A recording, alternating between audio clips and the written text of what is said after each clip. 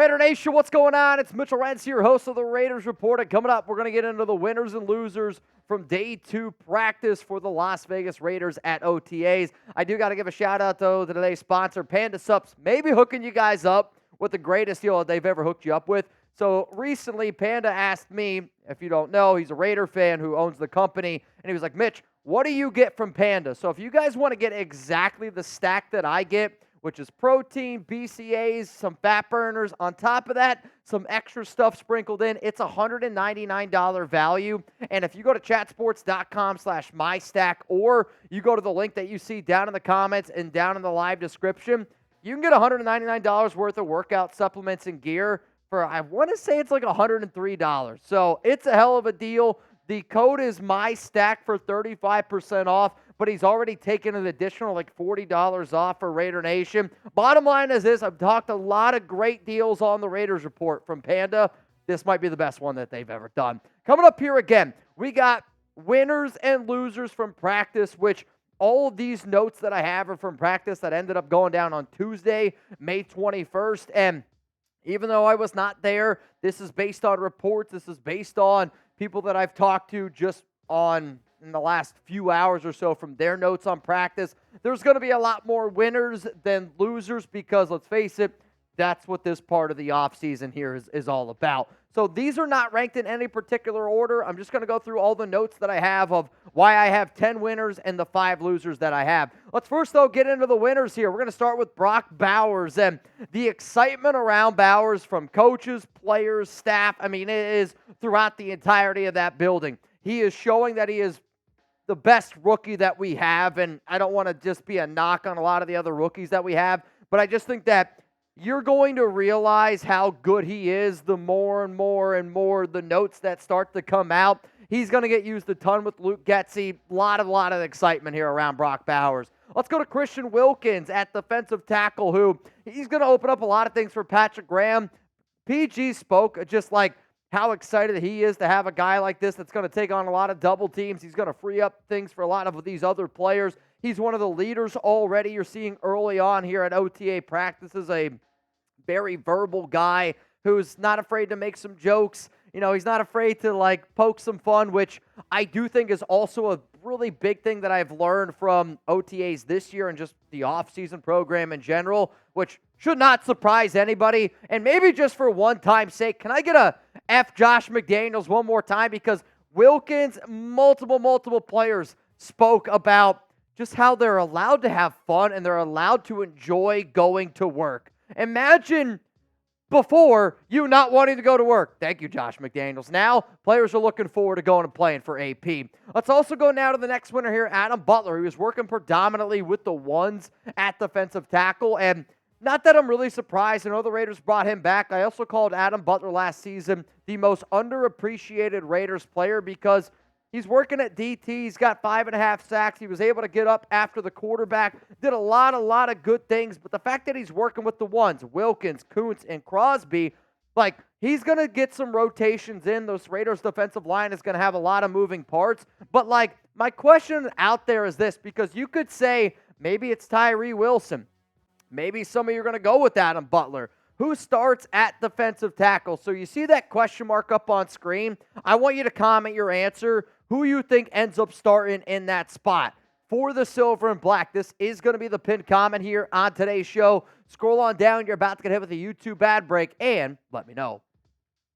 My answer to this one is going to be Adam Butler mainly right now if the season were to start. I am still going to hold out hope for Tyree Wilson, and PG spoke about why Wilson worked inside last season. It's because of the handwork. I am telling y'all right now, and Chugs has said this multiple times on the show as well, we are expecting Wilson to get much better this season, and I think it's going to be the same way a lot of people wrote off Trevon Merrick, a lot of people the way they wrote off Malcolm Kuntz.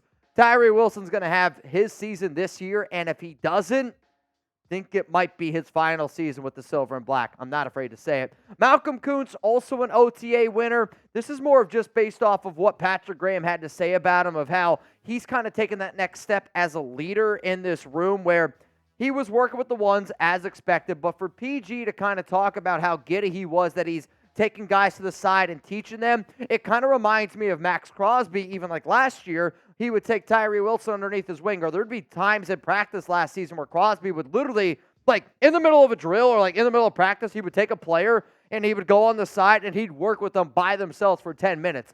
Malcolm is starting to do that now with some of these younger players. And if I'm sitting here as a coach, as an organization, like Tom Telesco, I'm going, which guys do I want to give a contract extension to? I think right now, everybody watching the show, if you want the Raiders to give Malcolm Koonce a contract extension, click that like button right now because I know I do. And there's so many players that you could potentially give an extension to. Marcus Epps, Trevon Merrick, Nate Hobbs, Malcolm Koonce, Robert Spillane. I just named 5 right there that everybody's sitting at home going, right, like, yeah, I'd probably give all 5 of those guys a contract extension. But why am I going to pick somebody over all of them else? This Raiders team wants player coaches. Koonce is doing that. That's a big-time win in a contract year. That's why he's a winner here on my list. Let's go to DJ Turner. And if you would have told me, Mitch, you were going to have DJ Turner being an OTA winner, I would have laughed in your face. But the fact that he's still catching the attention of Raiders special teams coach Tom McMahon, and he said, quote, I love this guy. We find year in and year out that final spot on that roster, that 53-man roster. We sit up here all the time and go, that guy's going to make it, that guy's not going to make the team. If DJ Turner can prove to McMahon, the Raiders special teams coach, and can prove to AP that he's going to be the best damn special teams player you have, he might have a real shot to make this freaking roster, man.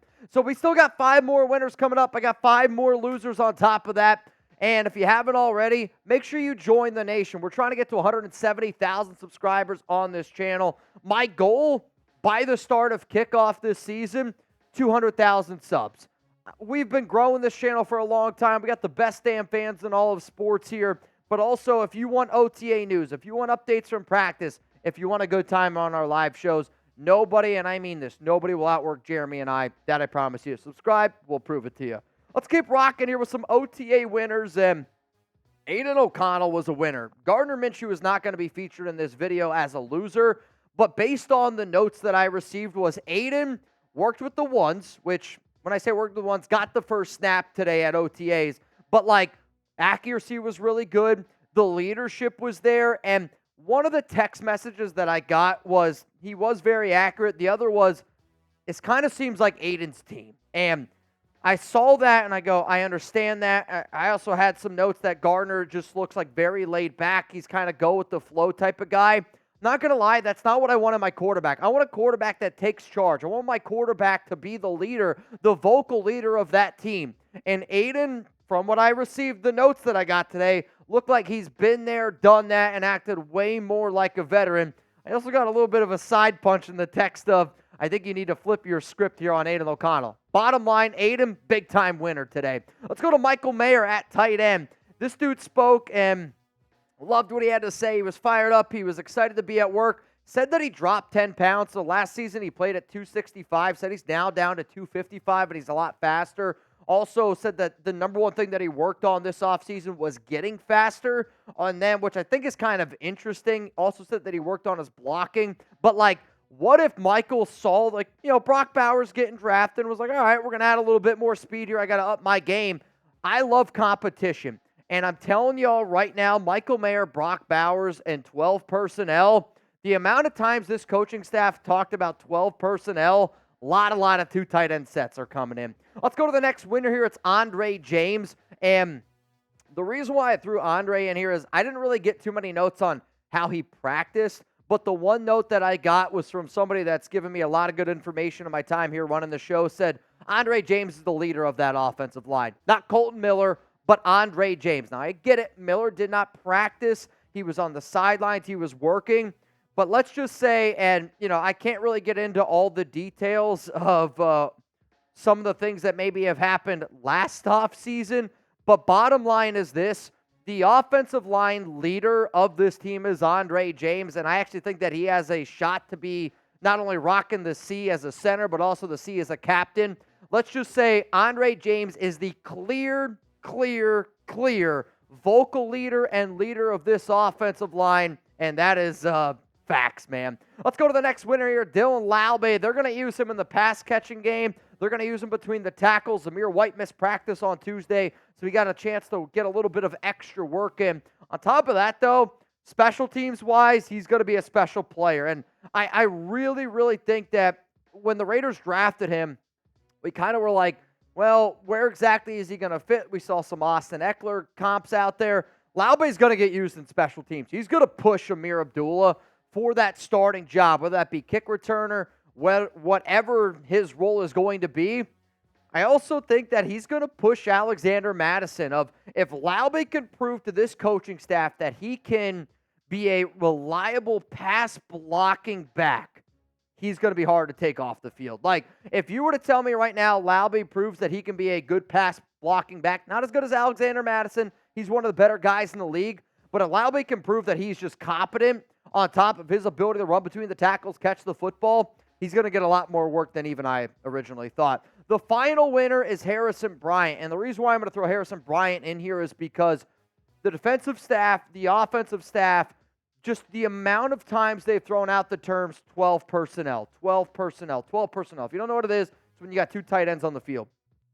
And a lot of people know that Brock Bowers there, Michael Mayer there, but a lot of times people are forgetting about Harrison Bryant. I'm telling y'all right now, when the Raiders signed Michael Gallup, a lot of excitement around it because people are like, oh, it's a name, he's a Cowboy.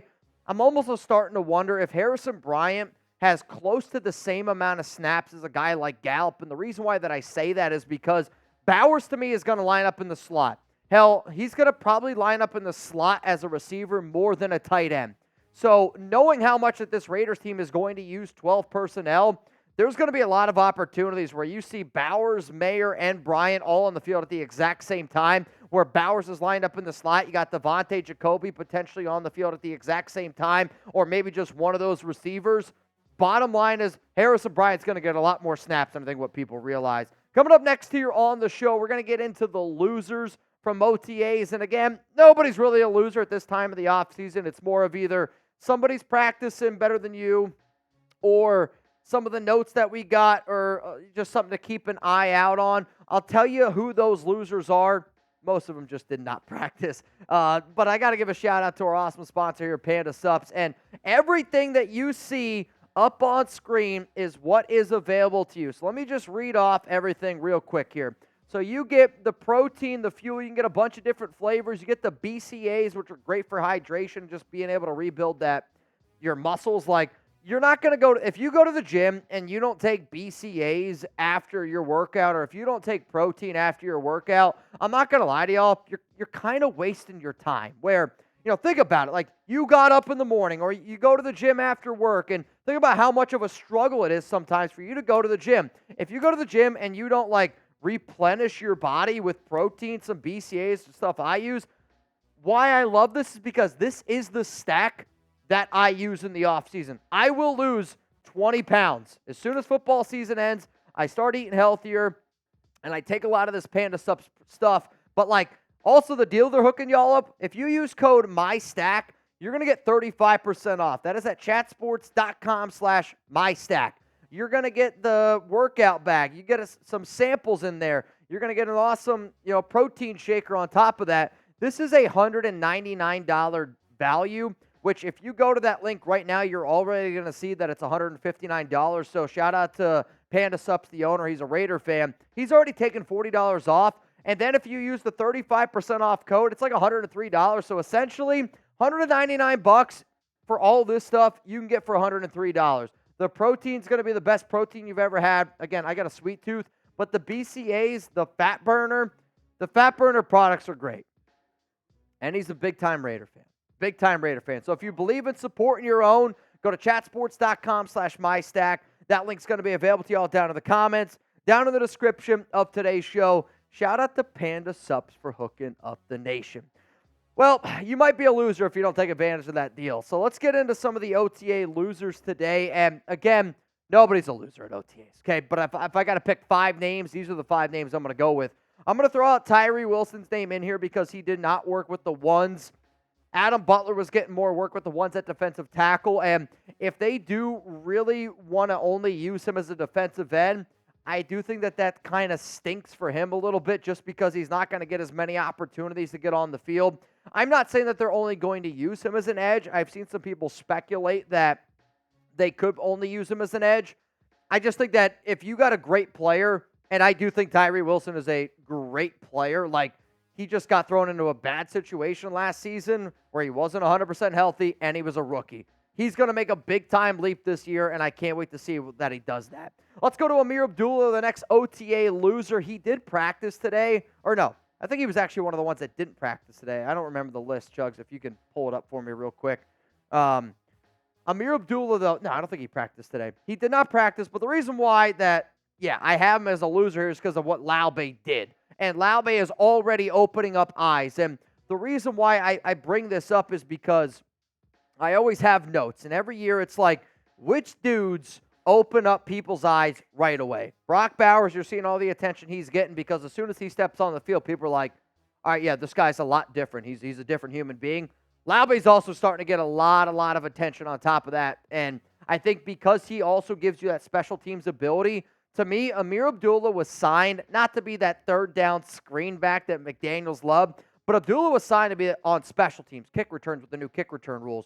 The way Tom McMahon talked about Laube today, kind of think that if Laube keeps showing out, Ameer might be a surprise cut candidate. Let's go to Michael Gallup next here at wide receiver, a player that has battled a lot of injuries of late. Not out there on the practice field today. I do think that hurts him, but also the reason why that I have him listed as a loser is because I believe if you were to ask a lot of people who has more targets this season, Michael Gallup or Michael Mayer, I think there might be some people out there that say Michael Gallup. I don't even think that that's the case. Hell, I might even make the argument that Harrison Bryant runs more snaps than Gallup just based on the amount of 12 personnel that the Raiders are going to run. So because of that, if you got Michael Gallup in a fantasy league this season, you're not going to like that very much. Going to be a good player, good depth piece, but just a depth piece. Let's go to Nesta Jade Silvera on the defensive tackle side. I have him here is because he's somebody that's on the roster bubble. If I were to ask 100 Raider fans right now, and I'm going to ask all the Raider fans that are watching the show right now, we got close to 450 people, is Nesta Jade Silvera going to make this roster? I think 70% of y'all say no, and that's just my guess off the jump. So knowing that Byron Young's out there practicing, knowing that a lot of these other defensive tackles, and one of the notes that I got today was the defensive tackle room is legit, which, again, it puts a smile on my face. But one of the other notes I got was the defensive tackle room today was better than the defensive end room, which, and doesn't surprise me from a depth standpoint, but like, you know, you got Max Crosby leading one side, you got Christian Wilkins leading the other. Nesta Jade Silvera is somebody who I want to make this team, but he's got to get out there. He's got to be able to show it. I was also told today that Byron Young looked not bad. Kolton Miller is the final OTA loser today, and I say that because he was working on the sidelines. I also thought about throwing Jackson Powers-Johnson in this list, but I don't know the injury yet. He did have to leave early. The reason why that I'm worried about Miller is because he missed some time as a rookie. Not even time. He played through an injury when he was a rookie, and last season really missed time for the first time in his entire career. Has battled through a lot of injuries, been a tough guy. Am I upset that he didn't practice today? No, quite frankly, if Kolton Miller doesn't want to practice on May 21st, I don't really give a shit. But I am like the insane Raider fan that I am, and probably a lot of y'all are, know that he struggled with injuries, worked on the sideline yesterday. That probably means he's dealing with something, and I just don't want to get into a situation where every single week I'm worried and wondering, like I did last year, is Kolton Miller healthy? Is he going to be able to play? Because if we don't have a left tackle, and if Kolton is banged up, relying on Miller and Andres Pete, especially Pete, who's battled a lot of injuries himself, that does make me nervous considering what our quarterback room is. So I do got to give a shout out to our Madden MVPs. We're doing a season-long Madden simulation season. Week 1 MVP was John Scheffler. Week 2 MVP, I'm rocking it for a reason, is Venthrak. If you want me to rock your jersey here on the Raiders Report, well, then I need you to be an MVP of one of our shows. So today that I am filming, we are going to be doing a Madden simulation up against the Carolina Panthers. So whoever the MVP of today's show is, guess what? I'm rocking your jersey. The next jersey that I'm going to be rocking is going to be Week 4 when the Raiders play the Browns here on Madden. That is May 30th. I want to say that is a Friday. Maybe it's a Thursday. Either way, it's going to be a hell of a show. It's going to be a hell of a time. And if you're like, Mitch, I don't have a Raiders jersey. Well, this is also the opportunity, which is the best time of the year for you to get a jersey. If you're the MVP of a show and you don't got a jersey, I'm going to get you a jersey. Bottom line, plain and simple. So if you want to tune into all of our Madden Sims, I hope that you do so. I hope you take time out of your day. It's a hell of a time. It's a lot of fun. And at the end of the day, it's May. I'm trying to make some content here after all.